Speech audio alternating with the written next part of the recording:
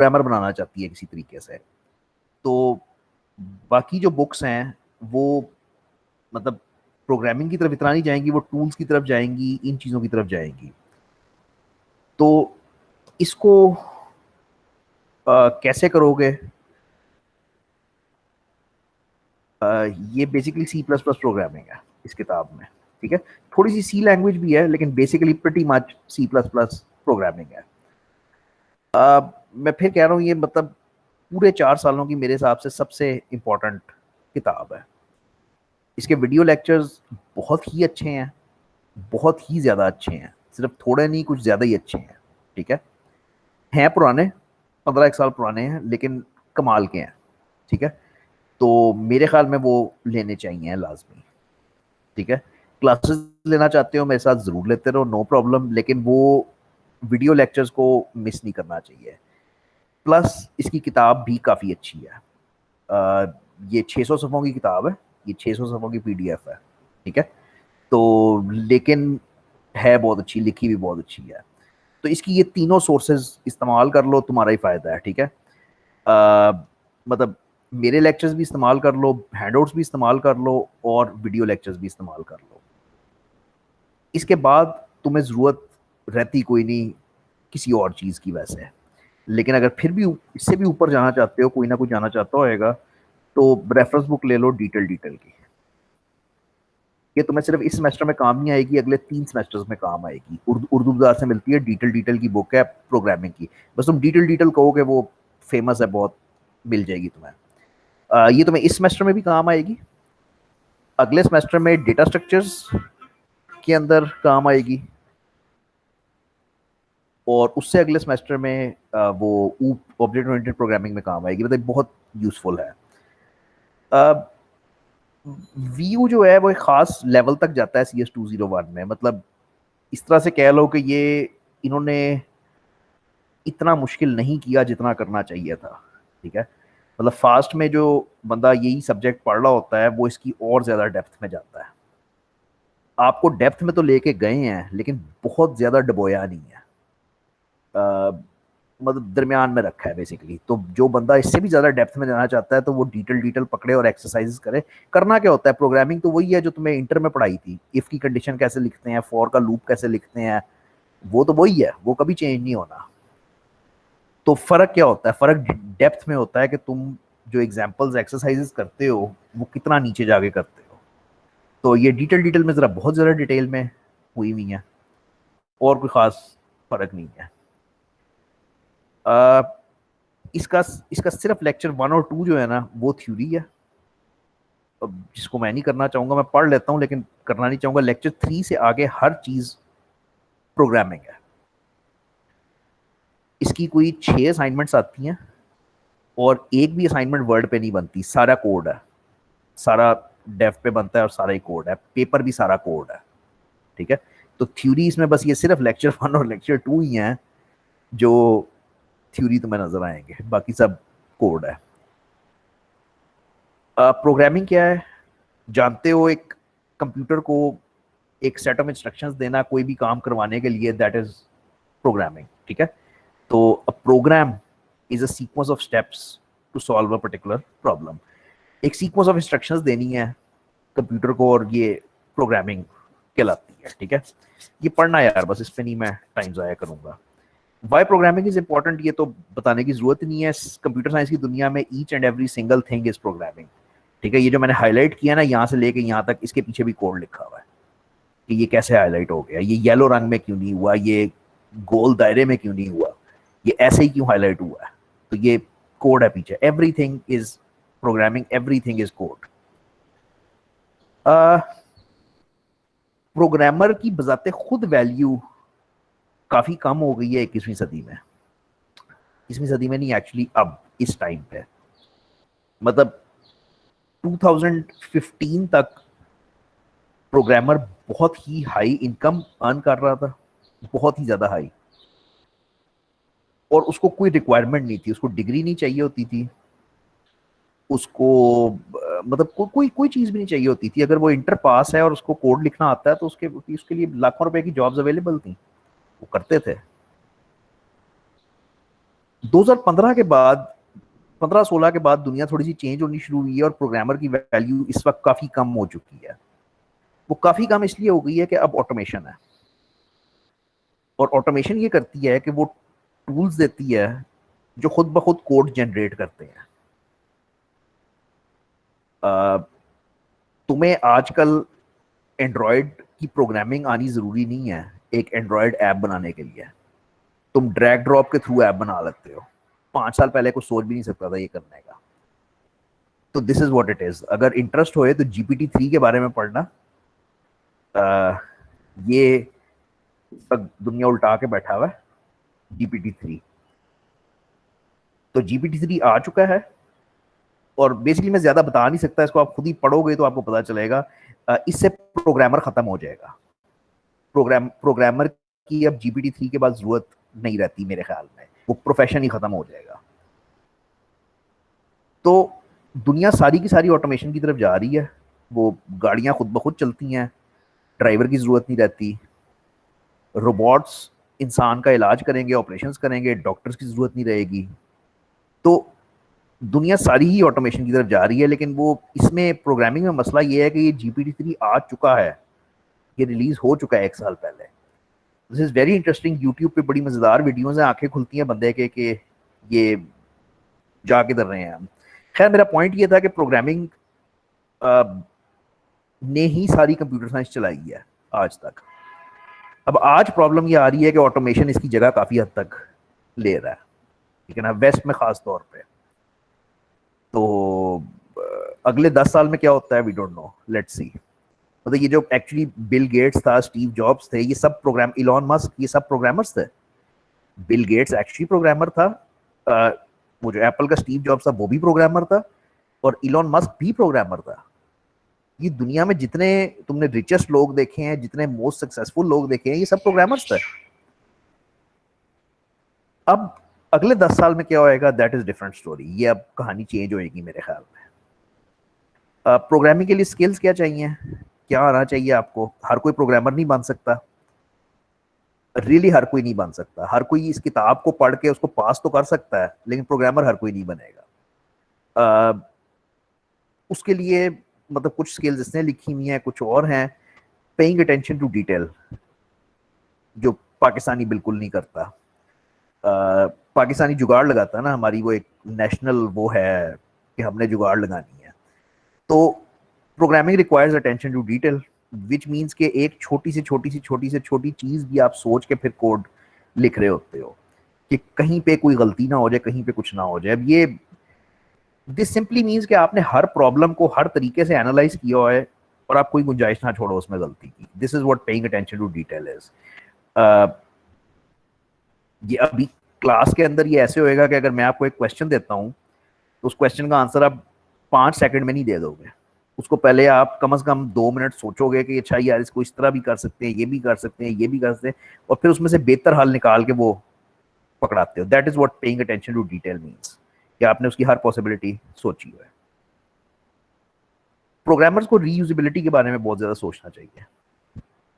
Concept ये है कि वो ऐसा कोड लिखें जो सिर्फ वो इस्तेमाल नहीं कर रहे हैं, बल्कि वो बार बार कहीं पे भी इस्तेमाल हो सकता है। Very useful skill to have.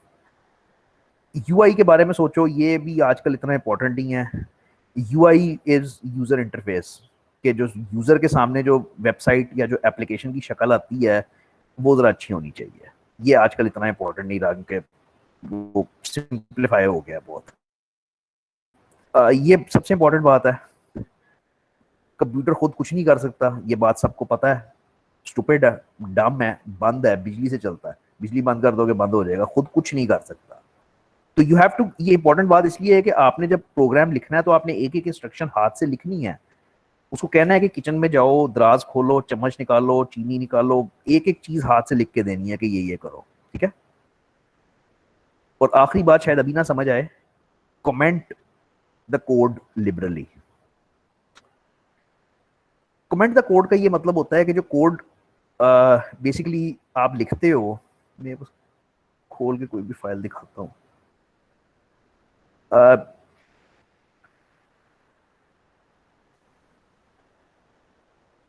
ठीक है, ये जो कोड आप लिखते हो सारा, ये इसके साथ कमेंट्स लिखा करो, ठीक है। जैसे ये एक चीज लिखी हुई है, क्रिएट फाइल वेरिएबल, मतलब कोड तो आपने लिखना ही लिखना है, लेकिन कोड के साथ साथ कमेंट्स लिखा करो। कमेंट्स क्यों लिखते हैं या क्यों पसंद करते हैं कि जब आप 5 साल बाद अपना कोड खोलते हो, जब आप 5 साल बाद फॉर एग्जाम्पल ये कोड आप खोलते हो या कोई और खोलता है, तो उसको ये नहीं याद होता कि ये उसने क्यों लिखा हुआ है, ये कोड क्यों लिखा हुआ है। तो उसके लिए कुछ कमेंट्स लिखना इंग्लिश के अंदर सिंपली जरूरी होते हैं कि हमें ये याद आए कि हमने ये काम क्यों किया हुआ है। जो मैं तुम्हें दिखाना चाह रहा था वो नहीं मैं दिखा सका। हाँ, ये बहुत अच्छा एग्जाम्पल है। ये ऊपर एक समरी लिखी हुई है, ठीक है, नीचे सारा ये कोड लिखा हुआ है, ऊपर ये समरी लिखी हुई है कि ये कोड करता क्या है, इसमें फलानी चीज है क्या, फलानी चीज क्या है। तो this is what commenting means. तो अपने कोड को खुल के कमेंट करो। दो फायदे होते हैं। एक तो फायदा ये है कि तुम ही 5 साल बाद जब तुम ही खोलोगे तो तुम्हें याद आ जाएगा कि अच्छा ये क्या चीज थी। या सबसे ज्यादा फायदा ये है कि तुम तो 5 साल बाद किसी और कंपनी में चले गए होगे, तो जो पीछे अब तुम्हारी जगह पे आया है उसको उसको समझने में बड़ा इजी होता है। ये बातें कहना आसान है, लफ्ज ही हैं, लेकिन वो really this is what is needed. Programming हुनर है। प्रोग्रामिंग मैथ नहीं है जिसमें आपको 2+2 4 सिखा दिया तो बस वो 4 आएगा और आप खुश हो जाओगे कि ये आंसर मेरा ठीक है। नहीं, इट्स नॉट लाइक दैट। ये हुनर है जिसमें आपको आर्ट भी चाहिए, साइंस भी चाहिए, क्रिएटिविटी भी चाहिए, दिमाग भी अपना इस्तेमाल करना आना चाहिए और टूल्स भी इस्तेमाल करने आने चाहिए, ठीक है ना। इसीलिए तो कहते हैं, यही तो प्रॉब्लम है, इसीलिए तो कहते हैं कि हर कोई नहीं कर सकता। ये सारी चीजें लिखी हुई हैं, एक एक हेडिंग पढ़ लेना। प्रोग्राम डिजाइन रेसिपी मैंने बात भी नहीं की, छोड़ दिया। और पॉइंट्स टू रिमेंबर। अच्छा, ये लेक्चर 2 भी बड़ी तेजी से बस ऐसे ही ऊपर से गुजारूंगा, ये आपने पढ़ना ही है। तो सॉफ्टवेयर की 2 कैटेगरीज होती हैं, 9वीं क्लास से पढ़ रहे हो, सिस्टम सॉफ्टवेयर और एप्लीकेशन सॉफ्टवेयर। जानते हो थोड़ा सा डिफरेंस, जानते हो थोड़ा सा? तो इसकी मतलब सॉफ्टवेयर की बेसिकली 2 कैटेगरीज होती हैं, सिस्टम सॉफ्टवेयर और एप्लीकेशन सॉफ्टवेयर। सिस्टम सॉफ्टवेयर तुम्हारा वो है जो हार्डवेयर के साथ इंटरेक्ट करता है। डेफिनेशन ये है कि this interacts directly with hardware. Application software वो है कि which is designed for user convenience,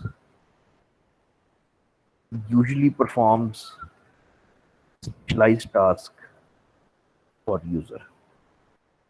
system software तुम्हारा ऑपरेटिंग सिस्टम है, विंडोज है, इस तरह की चीजें हैं, एंड्रॉयड है, ये तुम्हारा ओएस है बेसिकली, ठीक है, ड्राइवर्स हैं, डिस्क यूटिलिटीज हैं। ये इस तरह की चीजें हैं जो हार्डवेयर के ऊपर डायरेक्टली काम करती हैं। जब तुम ऑपरेटिंग सिस्टम को कहते हो कि राइट क्लिक करके कि फाइल डिलीट कर दो, तो वो फाइल एक्चुअली हार्डवेयर में से डिलीट होती है। This is what system software is. Application software is for user convenience. इसका मतलब ये है कि यूजर कोई एक काम करना चाहता है जिसके लिए वो सॉफ्टवेयर बनाई गई है। वो ग्राफिक्स हो सकती है, वो जहाज़ों वाली गेम हो सकती है, वो माइक्रोसॉफ्ट एक्सेल हो सकती है, लेकिन वो बहरहाल यूजर के लिए एक स्पेशल काम करने के लिए बनी होती है। अब प्रोग्रामर जब बनते हो या जो प्रोग्रामर बन रहा होता है वो 99% एप्लीकेशन सॉफ्टवेयर को टारगेट करता है। ये भी इंटरेस्टिंग सी बात है, कर देता हूँ कि नॉर्मली जो कंप्यूटर साइंस ग्रेजुएट्स हैं are trying to come app developers. वो इसीलिए वो सीखते क्या हैं, वो C++ सीखते हैं, वो जावा सीखते हैं, वो एंड्रॉयड सीखते हैं, वो पाइथन सीखते हैं, वो PHP सीखते हैं, C#। मतलब वो ये सारी लैंग्वेजेस सीखते हैं ताकि वो एप्स बना सकें, एप्लीकेशंस बना सकें। मैं ऐप बोलता हूँ बार बार, ऐप का मतलब सिर्फ एंड्रॉयड नहीं है, मैं तुम्हारी LMS को भी एक ऐप कंसिडर करता हूँ, ठीक है। मतलब ये जो तुम्हारा LMS है, मैं इसको भी 100% एक ऐप के जिम्मे में लेता हूँ कि ये एक एप्लीकेशन है।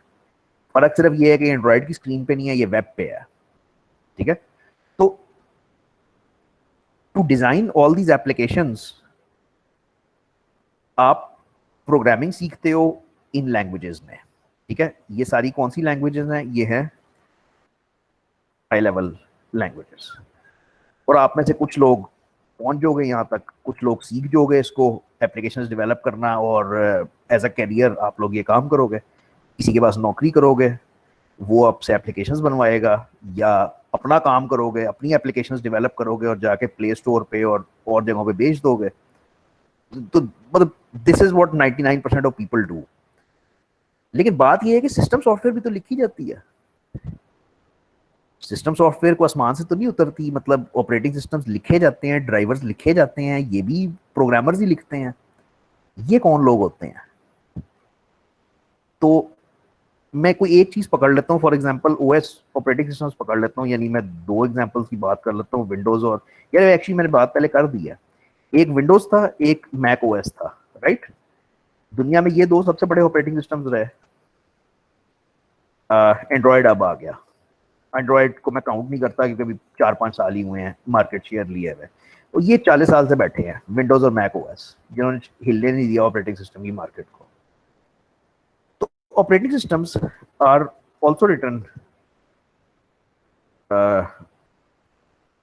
Bye programmers. प्रोग्रामर ही लिखता है इसको भी। ये कौन प्रोग्रामर होता है फिर? ये क्या Java, Android, C plus plus, Python का प्रोग्रामर होता है? नहीं, these are low level language programmers. ये असेंबली के होते हैं, ये सी लैंग्वेज के होते हैं। सी और सी प्लस प्लस में जमीन आसमान का फर्क है, ठीक है? तो सी प्लस प्लस आप इस सेमेस्टर में पढ़ने लगे हो, सी लैंग्वेज आप चौथे और 8वें सेमेस्टर में पढ़ते हो। तो C language very very powerful. C plus plus कुछ और है, वो यूजर कन्वीनियंस और वो सारा कुछ है। तो बहरहाल ऑपरेटिंग सिस्टम्स लिखना और सिस्टम सॉफ्टवेयर लिखना भी एक प्रोग्रामर का ही काम है। लेकिन वो जरा प्रोग्रामर बड़ा पहुंचा हुआ होता है। वो मतलब वो जॉब जो करता है वो माइक्रोसॉफ्ट में करेगा, वो एप्पल के पास करेगा, वो गूगल के पास करेगा। यही 2-3-4 बड़ी कंपनियां हैं जो ओएस लिख रही हैं। तो वेरी हाईली पेड जॉब्स, लेकिन शायद 0.1% लोग होंगे जो इसकी तरफ हाथ डालेंगे, क्योंकि चीज़ भी बड़ी मुश्किल है, सीधी सी बात है। Application development is quite easy. आप टूल सीखते हो, टूल्स को इस्तेमाल करते हो, काम हो जाता है। ये जब आप करोगे ना, तब आपको पता चलेगा कि ये कितनी ज़्यादा मुश्किल चीज़ है। ये आपके कोर्स में है, चौथे सेमेस्टर में आप एक सब्जेक्ट पढ़ते हो, लो लेवल असेंबली लैंग्वेज का सब्जेक्ट पढ़ते हो। तो आपको काफ़ी आइडिया मिल जाता है कि ये क्या कर रहे हैं हम।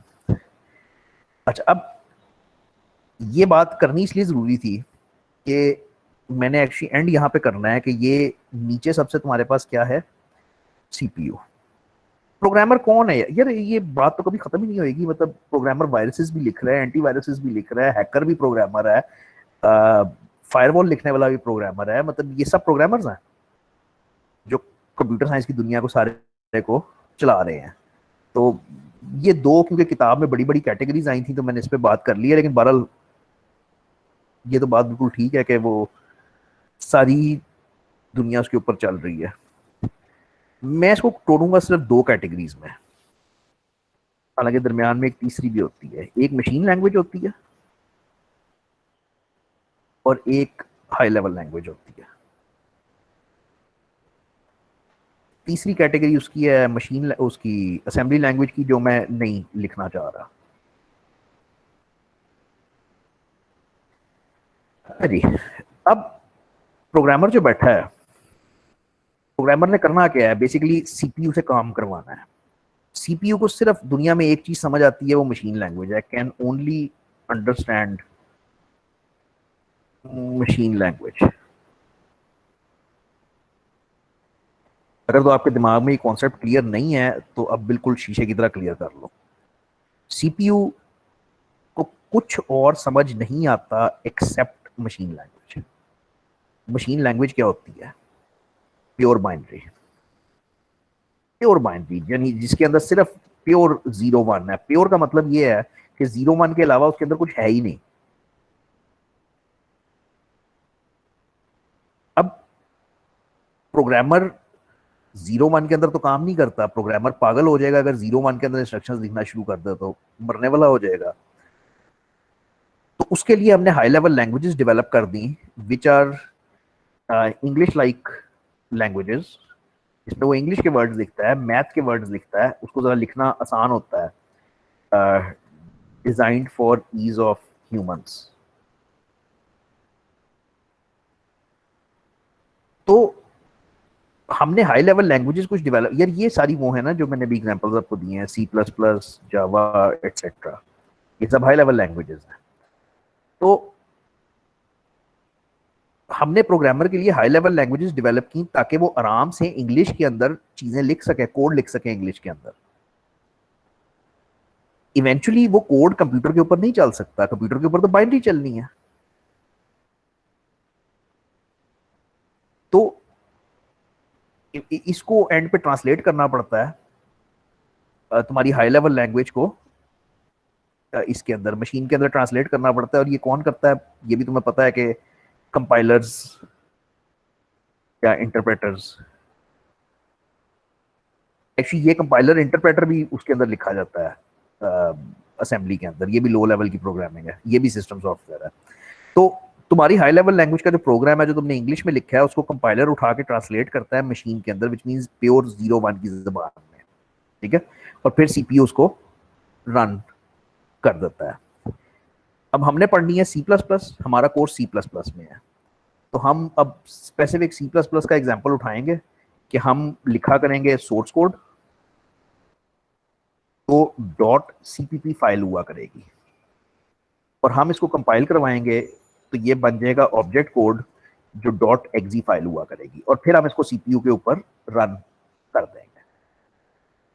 तो ये हमारा स्पेसिफिक सी प्लस प्लस का एग्जाम्पल है। सारी लैंग्वेजेस ऐसे नहीं है, हर एक में अपनी पिक्यूलर वो होएगी, चेंजेस होएंगी। तो हम बरल ये मैं भी करके दिखाता हूँ आपको कि हम सोर्स कोड लिखेंगे जो सीपीपी फाइल में होएगा। ये आपकी हाई लेवल लैंग्वेज है। इसको जब आप ट्रांसलेट करवाओगे तो ये ऑब्जेक्ट कोड बन जाएगा जिसको हम एक्जी फॉर्म में देखेंगे।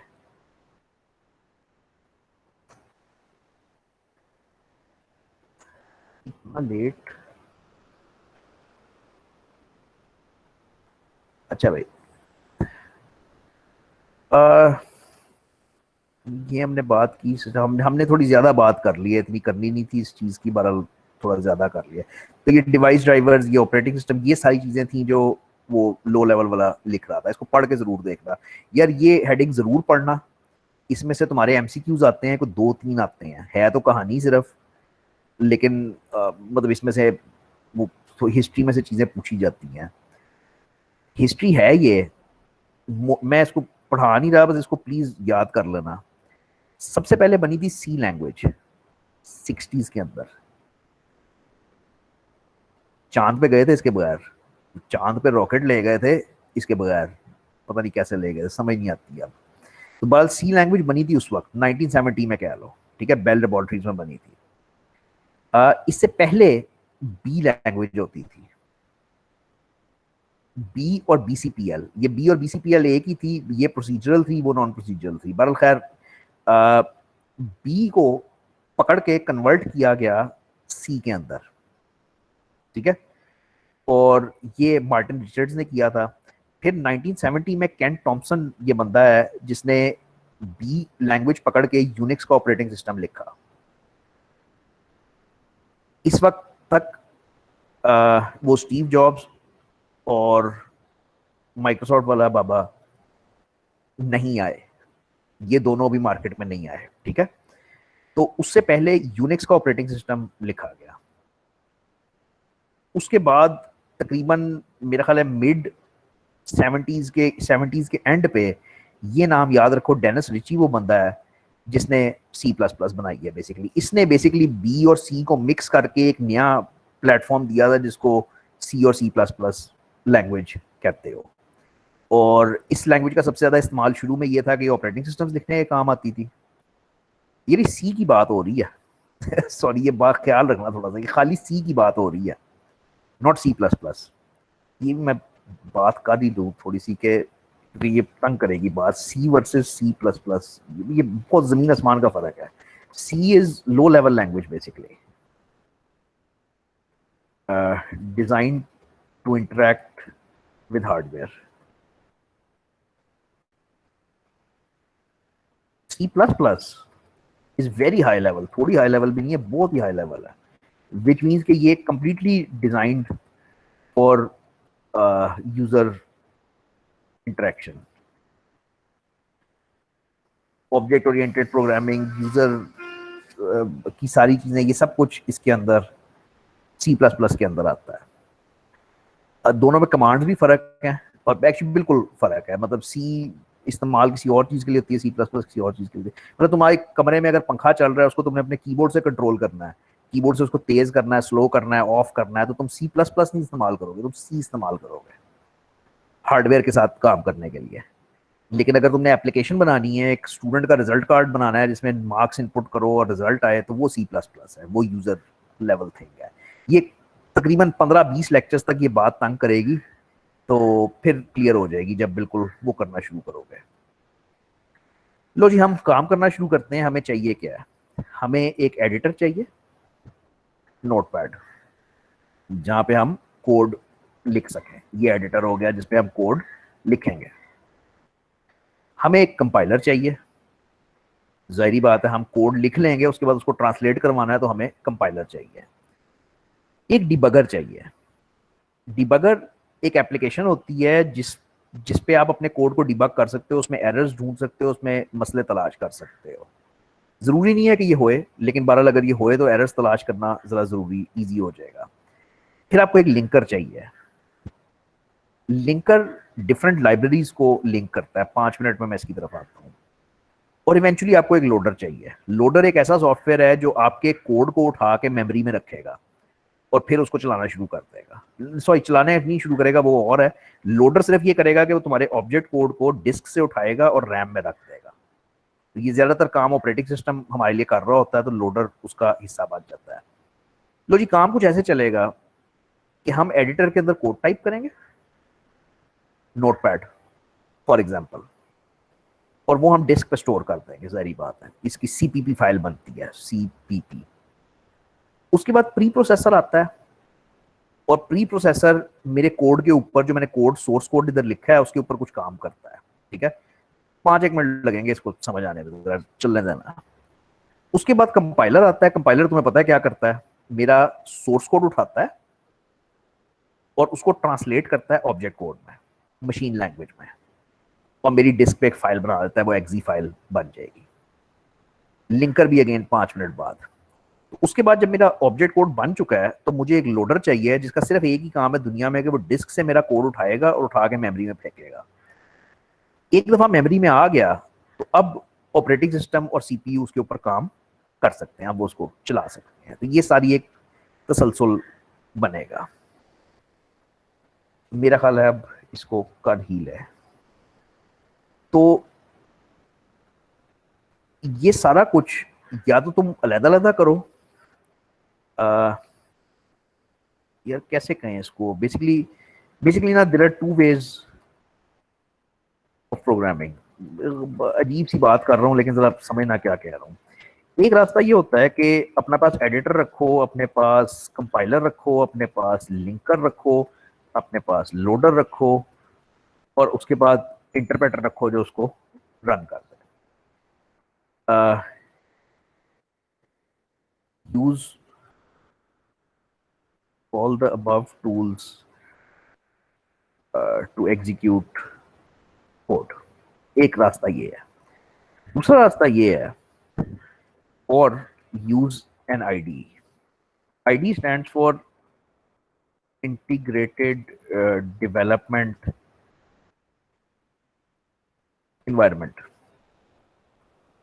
ये बेसिकली एक ऐसी सॉफ्टवेयर है which makes coding easier by providing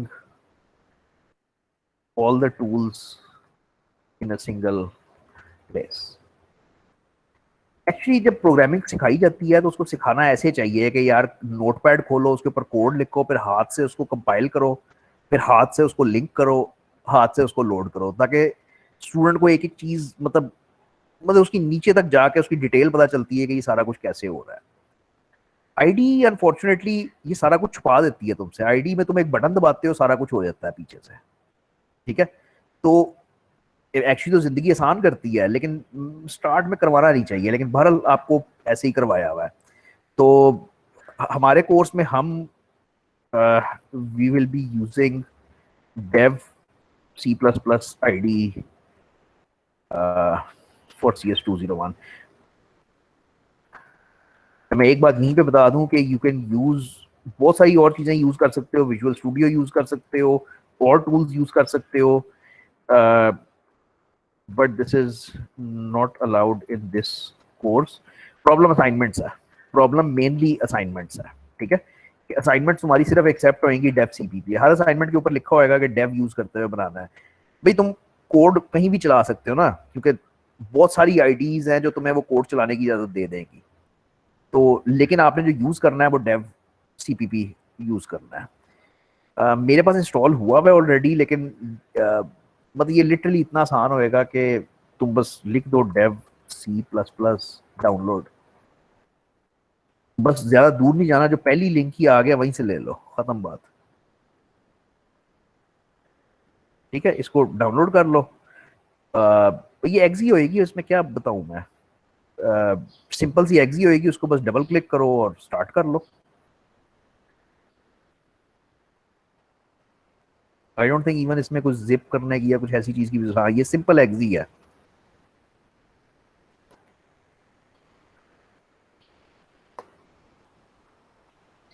ठीक है, 48 MB की ये सिंपल सी एग्जी है एक, उस पर बस लिटरली डबल क्लिक करना है, नेक्स्ट नेक्स्ट करना है, तो तुम्हारा सॉफ्टवेयर इंस्टॉल हो जाता है। अच्छा, सॉफ्टवेयर होने के बाद उसकी शक्ल कुछ ऐसी होएगी। ठीक है, ये तुम्हारा डेव CPP का आईडी इंस्टॉल हो जाएगा। मैंने अपडेट नहीं किया काफ़ी देर से, मेरा ख्याल है आप 5.13 चल रहा है वर्जन, तो जो भी लेटेस्ट में नज़र आए वो डाउनलोड कर लो। अच्छा, ये बिल्कुल सिंपल इंटरफेस, नथिंग, कुछ भी नहीं है, एक विंडो है बस। ठीक है, तो तुमने करना क्या है, तुमने फाइल न्यू सोर्स फाइल करोगे और दैट्स इट। ये तुम्हारी दरमियान में ये कोड की विंडो खुल जाएगी और यहाँ पे तुम कोड लिखना शुरू कर दोगे। अब बात ये है कि ये तुम्हारा एडिटर बन गया, कंपाइलर भी इसके अंदर ही है, ये एग्जीक्यूट पे यहाँ पे करते हो तो ये कंपाइल हो जाता है, लिंकर भी इसके अंदर ही है, हर चीज इसके अंदर ही आ गई है। तो इस वजह से आईडी को इतना ज्यादा पसंद नहीं करते यूजली, लेकिन बल खैर आपके कोर्स को स्टार्ट उसने ऐसे ही करवाया हुआ है। मैं पहले एक प्रोग्राम चलाऊंगा, फिर उसको डिस्कस करेंगे।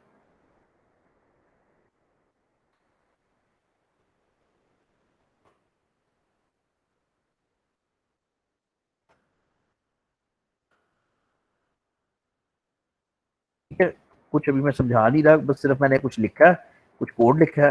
फाइल फाइल सेव एज, ठीक है।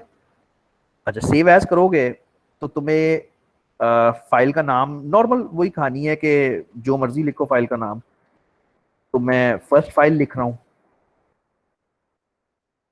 और उसके बाद ये सेव एज टाइप वो खुद ब खुद तुम्हें बता रहा है कि मैं CPP के तौर पे फाइल को सेव करूंगा, C++ की फाइल को। ठीक है, तो सेव करोगे, और अगर तुम डेस्कटॉप पे जाके देखो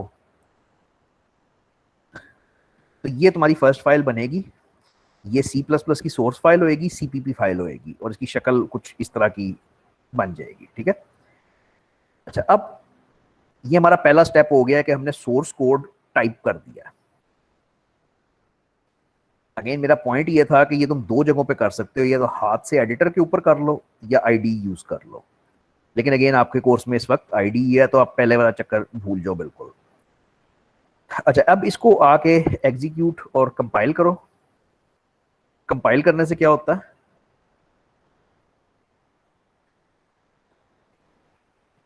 जब आप कोड को कंपाइल करते हो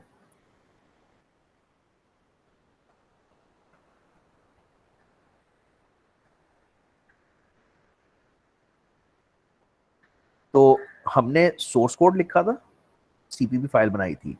जब आप उसको कंपाइल करते हो तो ऑब्जेक्ट कोड बनता है जो एक्जी होती है।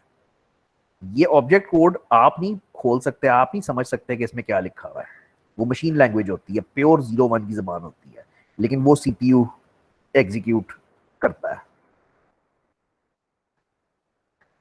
अच्छा, तो जब इसको मैंने कंपाइल किया, जब मैंने उधर इसको कंपाइल किया, तो ये देखो, ये मेरी सोर्स फाइल थी फर्स्ट फाइल, और ये मेरी वो एक्जी फाइल बनी है। जो खुद ब खुद बननी है। इसको खोल के आप पढ़ नहीं सकोगे क्योंकि ये मतलब बाइनरी लैंग्वेज है। वंस अगेन एग्जीक्यूट पे गए, कंपाइल किया। जब कोड कंपाइल करते हो तो हो सकता है कि एरर्स आए, तो तुमने ये नीचे जाना है, ये कंपाइल लॉग की विंडो है और इसमें ये लिखा होएगा कि कोई एरर्स तो नहीं आए कोड के अंदर। अगर एरर्स आए होंगे तो आपको उन एरर्स को पहले रिमूव करना है, मतलब वो ऑब्जेक्ट कोड बनता नहीं है। मैं भी करके दिखाता हूँ। और अब इसको एग्जीक्यूट करके इधर से रन पे जाओगे तो वो रन कर देगा तुम्हारा प्रोग्राम। और प्रोग्राम तुम्हारा था क्या बाय द वे? वो सिर्फ ये था कि सी आउट हेलो वर्ल्ड। तो वो हेलो वर्ल्ड स्क्रीन पे लिखा हुआ आ गया, हम खुश हो गए, आगे चले गए। यहां तक काम खुद आज ही कर लोगे।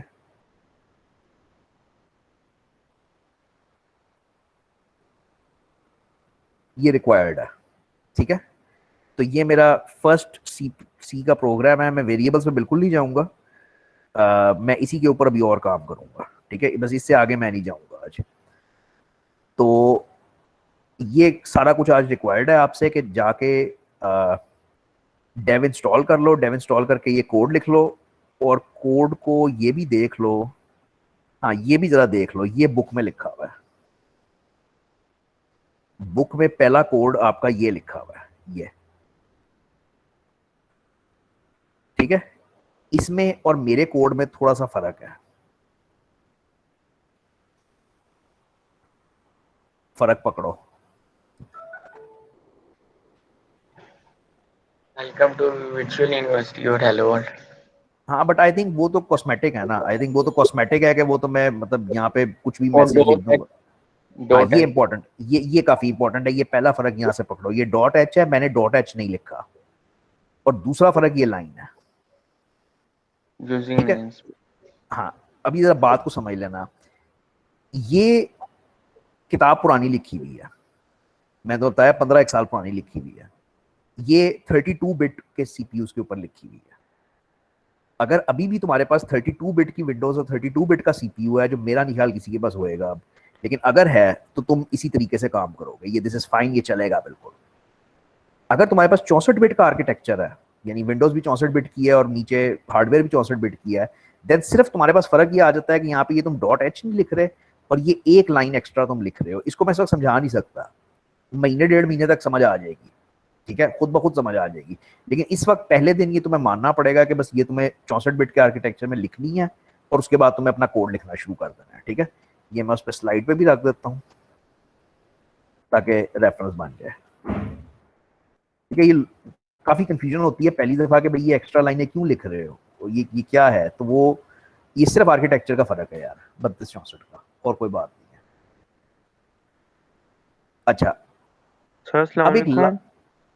वर्षाम, सर ये कहते हैं जब हम पहले सी प्लस प्लस में लिखते थे हैश इग्नोर एसटीडीआईओएच, वो नहीं लिखना इसमें? वो सी प्लस प्लस नहीं है, वो सी है, सही। ठीक है। वो सी है। सी प्लस प्लस में एसटीडीआईओ नाम की कोई लाइब्रेरी नहीं है। सी और सी प्लस प्लस बड़ा, ये इंटर की बात हो रही है ना, 12वीं की बात हो रही है ना। Yes sir, yes sir. उसमें तुम टर्बो सी के ऊपर काम करते थे, जो एक नीले रंग की स्क्रीन होती थी, ठीक जी है। जी। वो सी लैंग्वेज पढ़ के आए हुए हो तुम।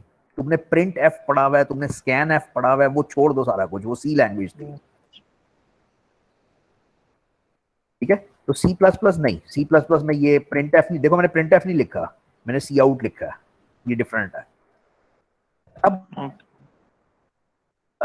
10 मिनट लूंगा सिर्फ, जो अब करने लगा हूँ वो चीजें मैं कल रिपीट भी कर दूंगा। नहीं, एक्चुअली नहीं करूंगा। हाँ, नहीं नहीं नहीं करूंगा, जरा फॉलो करना। तो सी आउट क्या करता है? सी आउट से बनता है console out. Console out, console कहते हैं इस काली स्क्रीन को, ये जो ये स्क्रीन होती है ना आपकी, जो ये वाली होती है, इसको कंसोल कहते हैं। तो सी आउट से बनता है कंसोल आउट, यानी कंसोल पे लिखो क्या लिखना है, हेलो वर्ल्ड लिखना है, आ गया, वेरी गुड। एक और चीज लिखते हैं, C out I am doing CS201, C out today is Roza number 8। I don't know, 3 मैंने लाइनें लिख दी हैं। अच्छा, अब हुआ क्या है, मैंने अपने सोर्स कोड में कुछ तब्दीलियां की हैं, कुछ कोड चेंज किया है। तो once again I execute, I compile it. आदत डालनी है, कंपाइल करो, कंपाइल करके नीचे जाके देखो कोई एरर तो नहीं है। नहीं है, वेरी गुड। अब जाके उसको रन कर दो। रन करोगे तो ये आउटपुट तुम्हें नजर आएगी, hello world, I am doing CS201, today is Roza number 8। अजीब सी बात है, तुम्हें बुरा लगेगा कि ये क्या है, कि मतलब क्यों इकट्ठा सारा कुछ आ गया। बहरहाल इसमें राइट रॉन्ग की कोई बात नहीं हो रही, तुम लैंग्वेज सीख रहे हो, जो लैंग्वेज में है बस वो बर्दाश्त करो। तो बर्दाश्त ये करना है कि सारा कुछ इकट्ठा आता है, ठीक है। तुम एक लाइन में लिखो, तुम दो लाइनों में लिखो, तुम तीन में लिखो, वो सारा कुछ इकट्ठा चिपकता जाता है, ठीक है। मतलब I could have written it like this as well, मतलब मैं इसको एक और तरीके से तुम्हें लिख के दिखाता हूँ। क्या मुश्किल हो जाएगी? नहीं, क्यों मुश्किल होएगी? बजाय इसके कि मैं दो लाइनों पे लिखता, मैं इसको ऐसे भी लिख सकता था।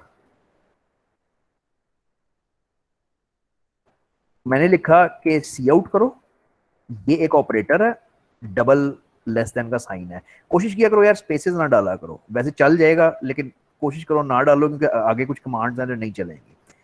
तो पहला मैंने मैसेज लिखा, आई एम डूइंग CS201। अब मैंने दूसरा मैसेज लिखना है, तो उसके साथ दोबारा एक ऑपरेटर लगाओ, दूसरा मैसेज लिख दो। तीसरा लिखना है, यहाँ पे दोबारा ऑपरेटर लगाओ, लिखी जो, कोई मसला नहीं। और फिर आगे लिखना है तो वो तो है ही है, ठीक है। एंड में कर रहा हूँ हर लाइन को एक सेमीकोलन के साथ, दिस इज इंपॉर्टेंट। अगेन मैंने कोड तब्दील किया है, मैं एग्जीक्यूट करूंगा, कंपाइल करूंगा, कंपाइलेशन में चेक करूंगा कि कोई एरर तो नहीं है, और मैं इसको रन कर दूंगा। Again I am expecting everything to be in the same line. पहले हेलो वर्ल्ड आएगा, फिर आई एम डूइंग 201, फिर टुडे इज रोजा नंबर 8, फिर गुड, ये गुड आ गया, फिर हाउ आर यू। तो unfortunately C out behaves like a stream, like a stream. ये जो ऊपर लफ्ज है ना, आईओ स्ट्रीम, से बनता है इनपुट आउटपुट स्ट्रीम। अब स्ट्रीम बजाते खुद एक बड़ा वसी टॉपिक है, मेरे ख्याल 35वें लेक्चर में जाके शुरू होता है। तो लेकिन फिलहाल समझने के लिए you can think of it as a pipe which is connecting your program to the screen. एक गंदा तरीका है समझाने का, अगर तुम कुछ दिनों के बाद आके ये डेफिनेशन पढ़ोगे तो तुम्हें खुद हंसी आएगी, लेकिन फिलहाल यही है। सी आउट एक पाइप की तरह, एक पाइप की तरह। अब पाइप के दो एंड होते हैं, वो पानी एक जगह से दूसरी जगह निकालता है। तो सी आउट ये करता है कि तुम्हारे प्रोग्राम में से डेटा उठाता है, ये हेलो वर्ल्ड को उठाता है और उठा के जाके स्क्रीन पे फेंक देता है, ठीक है। अब ये पाइप इस तरह का है, तुम इमेजिन करो, पाइप को सोचोगे, तुमने पाइप में पहले पानी डाला है, फिर लस्सी डाली है, फिर रूह अफ़ज़ा डाला है। वो सारा कुछ दूसरी तरफ से मिक्स होकर इकट्ठा ही निकलेगा। ये स्ट्रीम का कुछ ऐसा कॉन्सेप्ट है, ठीक है। तो अगर इसको ठीक करना है, अगर इसको तोड़ना है, तो इसके दो रास्ते हैं। ये स्लैश एन लगा दो, अब तुम्हें वो 12वीं याद आनी शुरू हो जाएगी। यस तो ये सर। तो ये स्लैश एन क्या करता है, this is a new line character, which means कि ये यहाँ पे एक न्यू लाइन स्टार्ट कर देगा। कंपाइल करो, रन करो। अच्छा, अब क्या हुआ जी कि हेलो वर्ल्ड लिखा हुआ है, और उसके बाद क्योंकि मैंने स्लैश एन लिखा था, वहां पे लाइन टूट गई है। फिर आई एम डूइंग CS201 लिखा हुआ है, फिर स्लैश एन लिखा है, यहाँ पे अब लाइन टूट जानी चाहिए, तो यहाँ पे लाइन टूट गई है। उसके बाद मैंने कहीं पे स्लैश एन नहीं लिखा, तो वो सारा कुछ इकट्ठा ही चल रहा है। इनको एस्केप मॉडिफायर्स कहते हो, लेकिन बहरहाल ये लफ्ज यूज नहीं हुआ आपकी बुक में। In order to change default stream behaviour, हम वो यूज कर सकते हैं। वी कैन यूज, यार इनको क्या कहेंगे ये, मतलब हाँ ये एक्स मॉडिफायर्स है। तो और अच्छा लफ्ज याद है इसका? एस्केप सीक्वेंस से ज्यादा बेहतर है। We can use escape sequences. अब एस्केप सीक्वेंसेस दो तो कम से कम करो ना, स्लैश एन और स्लैश टी, ठीक है। अच्छा, नॉर्मल स्ट्रीम का बिहेवियर ये था कि वो ये सारा कुछ इकट्ठा ही चलाई जाती थी, वो सारा कुछ मिक्स करके इकट्ठा ही करती जाती थी। ये जहां पे तुम स्लैश एन या स्लैश टी लगा देते हो वहां पे बिहेवियर चेंज हो जाता है, ठीक है। अच्छा, अब फॉर एग्जाम्पल मैंने ये रोजा नंबर 8 के बाद यहां पे मैंने लिखा slash T. T means tab, जो टैब की है। टैब प्रेस करते हो तो क्या होता है, इस तरह स्पेस छोड़ता है ना थोड़ी सी, तो स्लैश टी भी यही काम करता है। तो मैंने समझो 3 दफा स्लैश टी लिखा, इसका मतलब है कि मैंने 3 दफा टैब दबाया, तो लिखा हुआ आएगा टुडेज रोजा नंबर, और फिर आगे काफी सारी स्पेस आएगी और फिर 8 आएगा, और फिर यहाँ पे स्लैश एन दे दो विच मीन्स गुड अगली लाइन पे आ गया, फिर यहाँ पे स्लैश एन दे दो विच मीन्स बाकी चीजें भी अगली लाइन पे चलेंगी। अब इसको सीखने का, इसके साथ खेलने का तरीका यही है कि इधर चेंजेस करो, इधर जाके कुछ देखो कि जो तुम उम्मीद कर रहे थे वो हुआ है या नहीं। तो हेलो वर्ल्ड, अगली line, I am doing CS201, इस स्लैश एन की वजह से अगली लाइन, टुडेज रोजा नंबर, टुडेज रोजा नंबर, उसके बाद 3 दफा टैब दबा हुआ है विच मीन्स यहाँ पे 3 दफा स्पेस है और फिर 8 लिखा हुआ है। 8 के बाद फिर स्लैश एन लिखा हुआ है विच मीन्स दोबारा यहां से नई लाइन, फिर लिखा हुआ है गुड, फिर नई लाइन, और फिर हाउ आर यू, मतलब वो है। तो the only way to learn this is practice this, is के मतलब कुछ कोड लिखो, थोड़ा दिमाग में बनाओगे क्या होना चाहिए और उसको चला के देख लो, ठीक है। You can do interesting things, मतलब अगर आप वो कर रहे हो, एक लिस्ट बनाना चाह रहे हो, तो मैं कहता हूँ name, age, city for example, ठीक है। तो इसके बाद मैं कहता हूँ कि नेम मेरा माजिद है, एज मेरी 40 है, स्लैश टी लगा के सिटी मेरी लाहौर है। मैंने वो नहीं, कोटेशन नहीं खोली, अच्छा। तो मैं एक और लिख देता हूँ,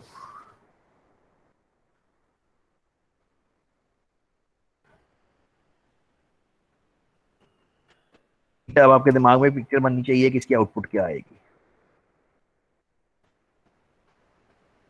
तो एरर आएगा, वेरी गुड, बहुत अच्छा हुआ। तो ये तो देखना क्या हुआ है। तो मैंने एग्जीक्यूट किया, कंपाइल किया, तो कंपाइल करके जब मैं नीचे गया, तो मैंने आपको कहा है कि आपने कंपाइल लॉग पे यूजुअली जाना होता है, तो मतलब वो प्रोग्राम आपका खुद ब खुद कंपाइल लॉग से हट के इधर आया होएगा, और यहाँ पे कोई एरर आया होएगा।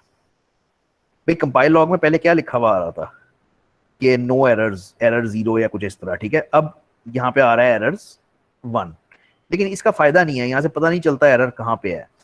ये इधर जाते हो कंपाइलर में, तो ये आपको बताता है कि लाइन नंबर 10 पे एरर है, इस फाइल के अंदर एरर है, और एरर भी बता देता है कि क्या है, एक्सपेक्टेड सेमीकोलन बिफोर फलाना टोकन। तो उसने हाईलाइट कर दिया कि कुछ इस लाइन पे प्रॉब्लम है। अब निकाल सकते हो प्रॉब्लम क्या है। जी, ये ब्रैकेट के अंदर आया हुआ है सेमीकोलन। तो हर स्टेटमेंट के एंड पे सेमीकोलन है, इस स्टेटमेंट के एंड पे सेमीकोलन नहीं है, वो इसलिए हुआ कि मेरे से अंदर वो रह गया। तो ये सेमीकोलन है, प्लस वो आपको हिंट दे भी रहा है ना, वो आपको कह भी रहा है कि मैं एक्सपेक्ट कर रहा हूँ कि सेमीकोलन आएगा, किधर है सेमीकोलन, ठीक है। तो फिर एग्जीक्यूट करो, कंपाइल करो, फिर नीचे जाओ, और एरर 0 अगर हैं तो अब ठीक है, अब उसको आप एग्जीक्यूट कर लेते हो। ये तो होना ही होना है ना भाई, ये तो होना ही होना है, इसीलिए मैं कह रहा हूँ कि वो, अच्छा ये शक्ल क्यों नहीं वैसी बनी जैसी मैं चाह रहा था। ठहरो एक सेकंड, एक जगह मैंने स्पेस दे दी है, एक जगह नहीं दी, इसलिए शक्ल ऐसी नहीं बनी।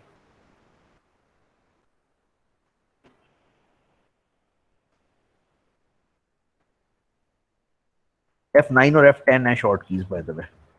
तो अगर तुम एक लिस्ट टाइप की चीज बनाना चाहते हो, तो वो ये इस तरह से आराम से बन जाती है कि नेम लिखो, उसके बाद टैब दबाओ ताकि वो स्पेस स्टैंडर्ड छूट जाए, फिर टैब दबाओ, फिर स्पेस स्टैंडर्ड छूट जाए।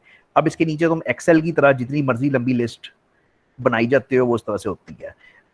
फॉर्मेटिंग जो स्क्रीन के ऊपर कंट्रोल करनी है ना, वो बस इस तरह से ही हो सकती है, स्लैश एन स्लैश टी, इन्हीं चीजों के साथ आपकी फॉर्मेटिंग कंट्रोल हो सकती है, और कोई रास्ता नहीं है। अच्छा, अब इससे ज्यादा आगे मैं आज नहीं जाऊंगा। तुम इसके लिए सिर्फ इतना करना कि तुम एक मतलब एक तो इसको इंस्टॉल करो, इसको चलाओ, सारा कुछ पहली बात वो तो करना ही करना है। उसके बाद एक चीज बनाने की कोशिश कर लो।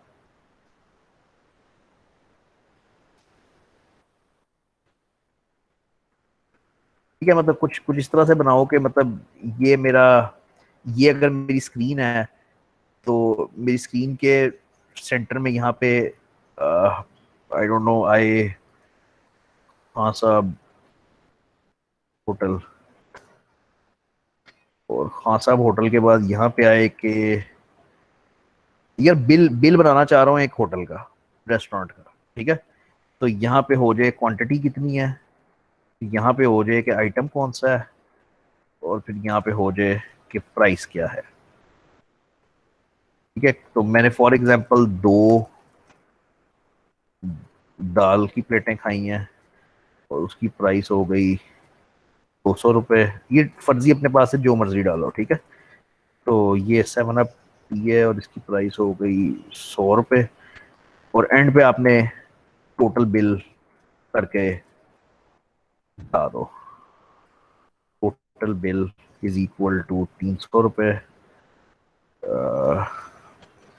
टैक्स इज 30 रुपये, 20 रुपये जो भी है, और पेबल इज 320। मुझे सिर्फ ये शक्ल चाहिए, मुझे कोई डेटा नहीं चाहिए, कुछ नहीं और चाहिए, मुझे सिर्फ ये शक्ल चाहिए कि जब मैं आपका प्रोग्राम रन करूं तो ये स्क्रीन है, बाय द वे जो बाय डब्बा बनाया हुआ है स्क्रीन है। तो जब मैं आपका प्रोग्राम रन करूं तो मुझे स्क्रीन के सेंटर में, तकरीबन सेंटर में, एक बिल की शक्ल बनी हुई नजर आए। ठीक है, और कॉन्सेप्ट ये है कि अगर आप ये बना लेते हो तो फिर इसको कंट्रोल पी करके हम प्रिंटर से प्रिंट निकाल लेते हैं।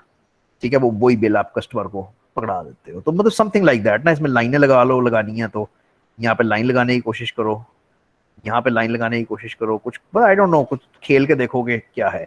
लेकिन ये जितना मैंने करवाया है ये इसके अंदर अंदर ही होना चाहिए। गूगल करके कोई लाइब्रेरीज डाउनलोड करके कोई ग्राफिक्स ना लगाना शुरू कर देना, नहीं, सिर्फ जो मैंने करवाया है उसके अंदर अंदर से यूज करते हुए ये करना है। ठीक है, कि मुझे बेसिकली अगेन शक्ल में इंटरेस्ट है कि स्क्रीन के सेंटर में तुम ये चीजें लाते हैं किस तरह हो।